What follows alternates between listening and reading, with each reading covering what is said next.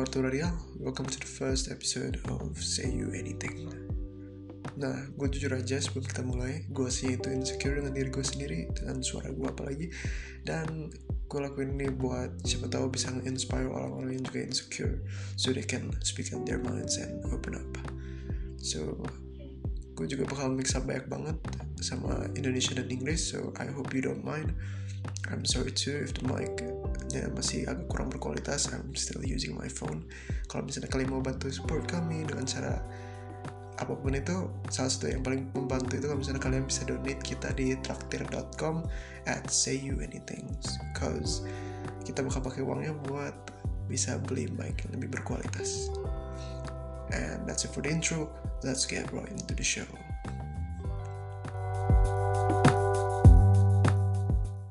Selamat siang semuanya. Welcome to the show where we talk about many things. There are different types of upload yang bakal ada di podcast ini. Salah satunya ada storytelling, yaitu kita bakal baca cerita yang kita ketemu dan ataupun yang kamu request. Kita juga bakal ada show namanya Speak Out Your Mind. Itu show dimana kayak gini, where it gets personal. Satu lagi ada explicit, itu when all hell breaks loose. So that one is going to be weird. Tapi hari ini kita gak ngomongin tentang podcast kita, tapi kita ngomongin tentang topik yang kalian penasaran selama ini.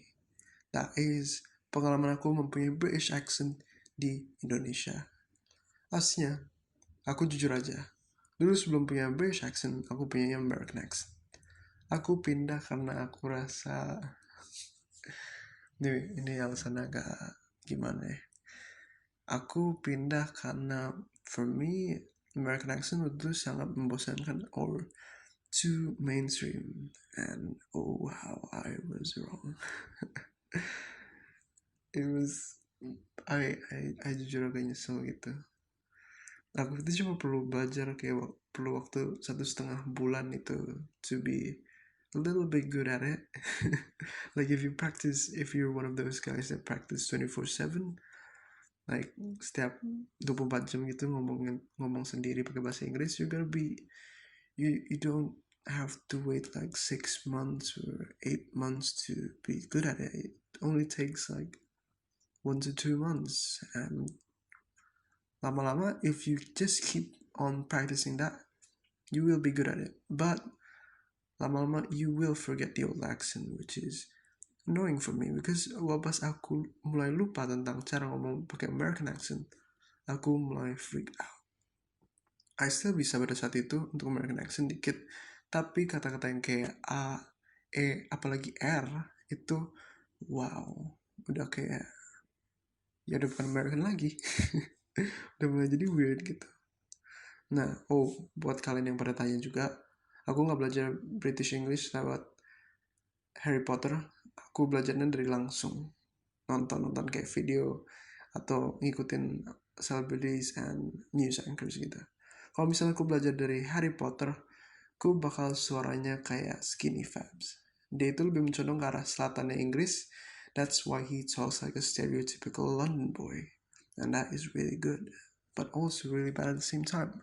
That's why I feel sad for Skinny Fabs, soalnya no wonder orang-orang pada kayak ngetis kayak gitu. Soalnya when you have an accent like Skinny Fabs one, it's way too southern. It's almost like Cockney. Like the way Gordon Ramsay talks, like that. For me, I don't know about me, but I'm more on a little bit Cockney, but also a little bit of the RP accent. I guess that's how I feel, because sometimes I follow out of both of them. To me, I follow Sacha Baron Cohen more, but sometimes I condong ke arah yang kayak lebih kayak Marco Pierre and Gordon Ramsay, I guess. I don't know. Lebih kayak gitu. Aku tuh belajar British accent itu dari ngikutin berita-berita atau nggak TV show Inggris gitu, kayak misalnya BT Sports, Bloomberg, dan lain-lain gitu. Like kayak ibaratnya kita tuh kalau misalnya mau belajar, jadi pura-pura aja jadi celebrity atau nggak jadi news anchor dan lain-lain gitu. So just start small. Here's an example for you, kayak pura-pura jadi anchor gitu. The BT Sports have reported 300 Premier League football players still feels like they're underpaid. So starting small like that will absolutely help you. Hal lain yang kamu perlu pelajarin juga itu iramanya yang varian banget. Soalnya British English itu nggak cuma monoton gitu. So like many accents, dia juga kayak kedengarannya kayak lagi nyanyi tapi not exactly sing. That's why some people will say that hearing British people talk is like kayak aesthetic atau gimana gitu. Jadi ya kalau misalnya you want to learn about British English or British accent like that, you need to learn cara ngomong bervarian gitu nadanya. Jadi belajar aja satu kalimat gitu ngomongin, tapi nadanya diganti-ganti. How you say it, like make it like it's a music or something. Jadi intinya kalau misalnya you mau belajar British accent gitu, kayak skill lain lu perlu banyak banget latihan. Apalagi ini, setidaknya udah mahir bicara gitu, then you're good to go. So I wouldn't advise British, especially to newcomers or beginners, unless they're already good at everything. no, you don't have to be good at everything. I mean, like, you just have to be mahir, because once you get into the pronunciation part, you're gonna get pretty confused very quickly if you immediately want to learn how to know to speak British.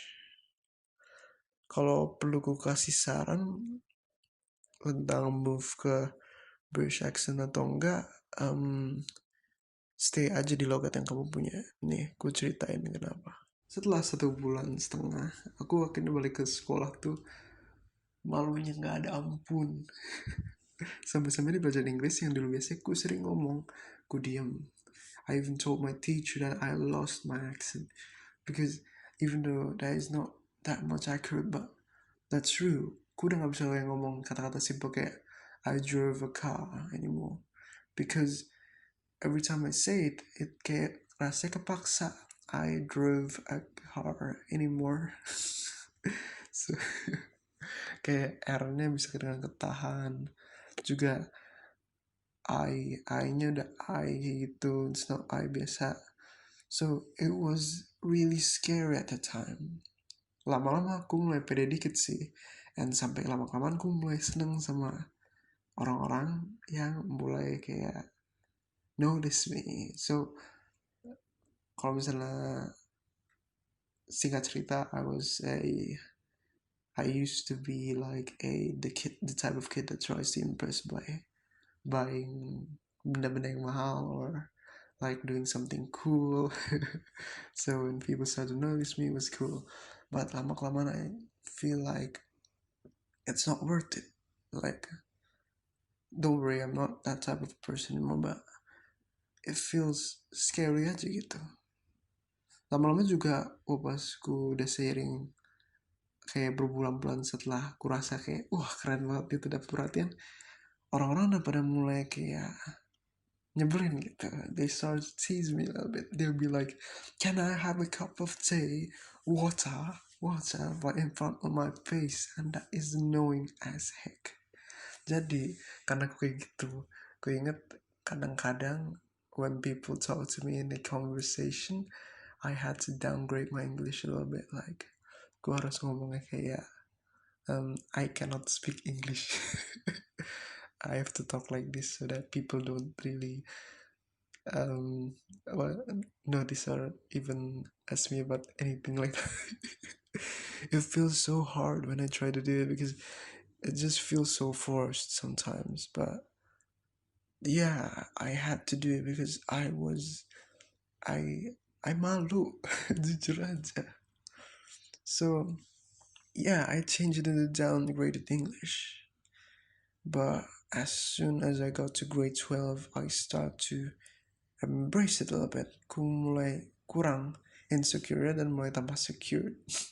So I mulai show myself out di akhir-akhir. Nah, pas akhirnya lulus dan ada periode kayak libur gitu, I wasted my time studying and talk to myself in more English, and sooner or later I lost completely my American accent, and now I'm stuck here, and which is annoying. And I was insecure kadang-kadang sampai for me to talk normally, ku harus kadang-kadang ngomong in a downgraded English because I didn't feel right about it. I feel like it wasn't me, even though sooner or later that's who I am, and that's annoying sometimes. But things start to change a little bit pas ku udah mulai masuk kampus. Like salah satu yang dorong me untuk start back in English is wapasku perlu pilih UKM atau kayak misalnya ekskul. For people who doesn't know what UKM means, like for me, I had to choose between photography and English speech. So yeah, there's a few slips that you might hear just now, a few slips like tadi aku ngomong English like that. But yeah, English speech like that.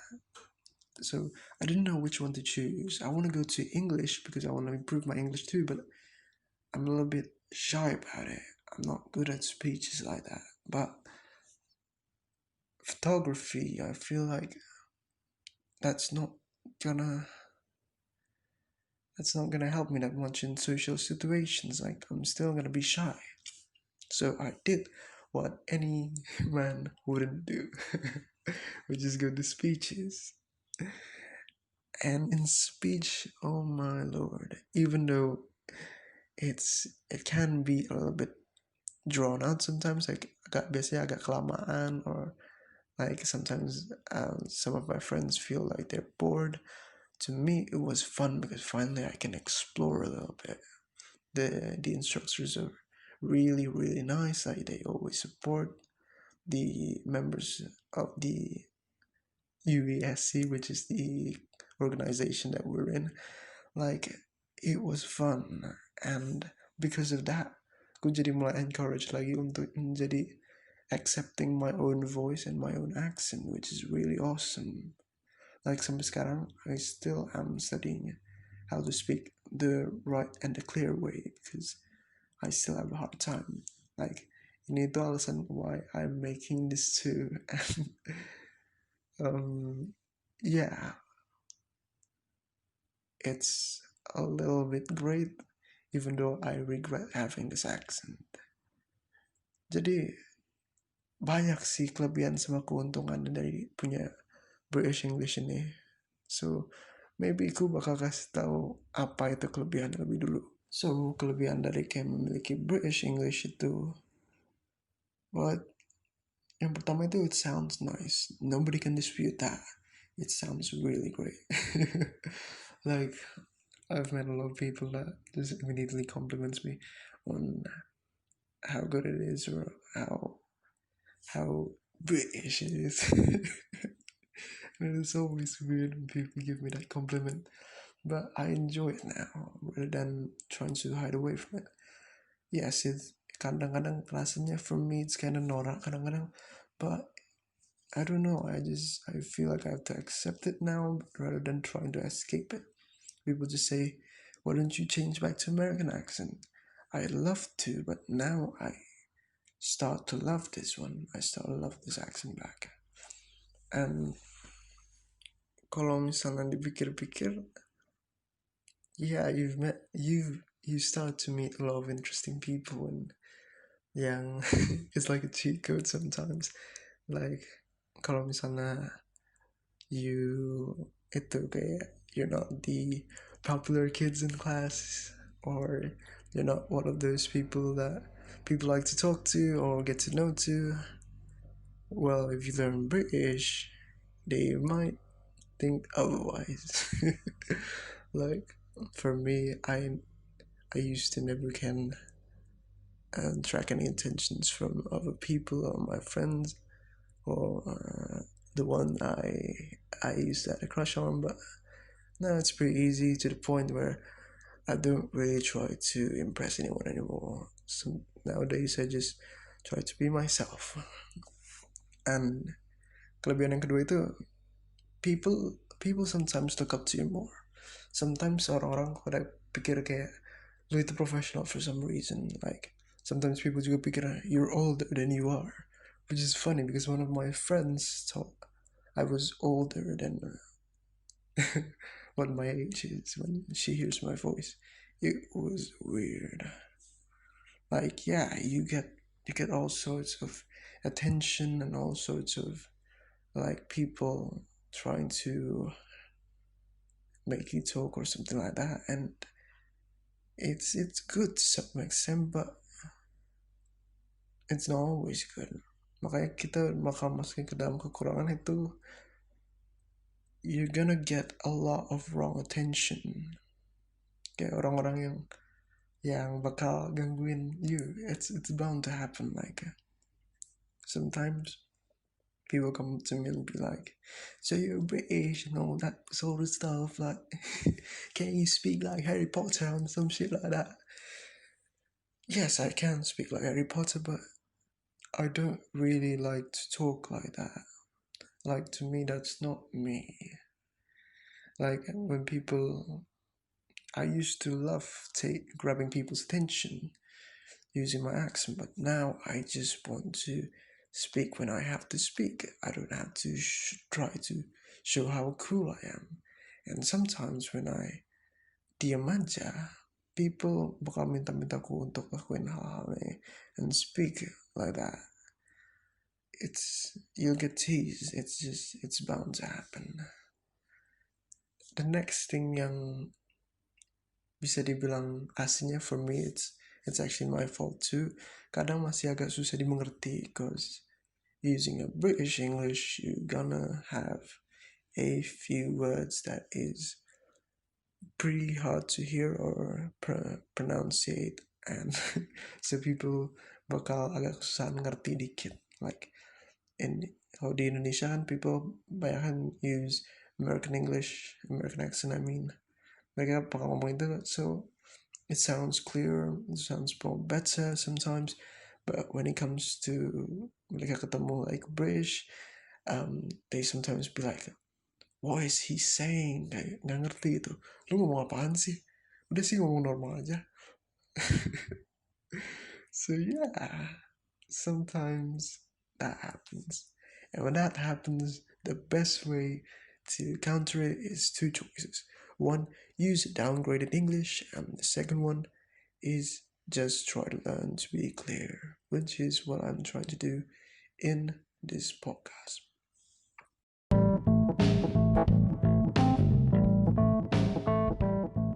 Okay guys, we have to wrap the show right now. It's already the end time, so yeah. Follow kita di Instagram, say you anything _ASMR.